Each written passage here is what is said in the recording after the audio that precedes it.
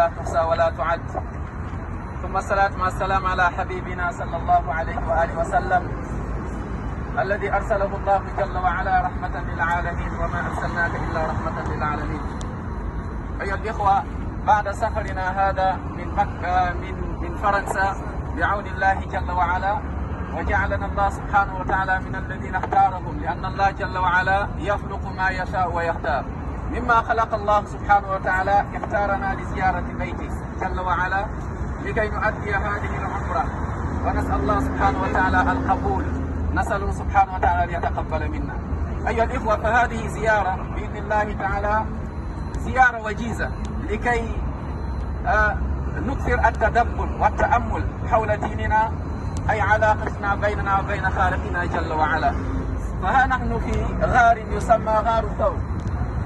غار الثور ها هو جبل الثور، وفي هذا الجبل يرويه التاريخ للأجيال مثلنا والأجيال بعدنا إلى أن تقوم الساعة، إلى أن يرث الله الأرض ومن عليها. هناك تاريخ ديني. ففي هذا المكان هو المكان، أو هذا الجبل هو الجبل الذي أوى إليه رسول الله صلى الله عليه وآله وسلم، ولجأ فيه عليه الصلاة والسلام مع حبيبه وصديقه أبو بكر الصديق رضي الله تعالى عنه وعن الصحابة أجمعين، هربا من المشركين المطاردين لدعوة الحق ودين الله جل وعلا. وجاء هناك رسول الله صلى الله عليه وآله وسلم ومكث في هذا المكان 3 أيام اختباء من المشركين من أعداء الله جل وعلا.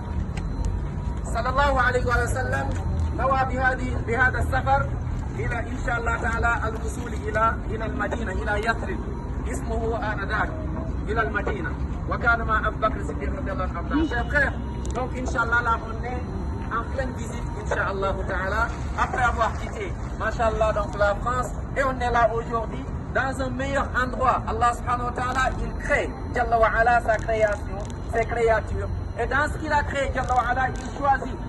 Et nous, on fait partie des gens qu'Allah a choisi, qu'Allah nous choisit, et c'est jusqu'au paradis à côté de Rasul alayhi salatu wa salam. Allah subhanahu wa ta'ala, il a créé des terres. Et parmi les terres, il a choisi la Mecque, il a choisi Médine, il a choisi également Quds. Allah subhanahu wa ta'ala, il a créé, donc parmi ce qu'il a créé des prophètes, les meilleurs qu'Allah a choisis. Et parmi ces prophètes, il en a choisi 5, Ulul Azm, les meilleurs des prophètes. Masha'Allah, Nuh alayhi salatu wassalam, Ibrahim, Moussa alayhi salatu wassalam, Isa alayhi salatu wassalam, wa Nabiyina Muhammad alayhi salatu wassalam.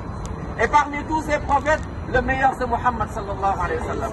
Et al-Ummam, Masha'Allah, donc les communautés, il a choisi Ummat Muhammad sallallahu alayhi wa sallam. Kuntum khayra ummatin ukhrijat lin-nas ta'muruna bil ma'ruf wa tanhawna 'anil munkari wa tu'minuna billah. Vous êtes la meilleure communauté.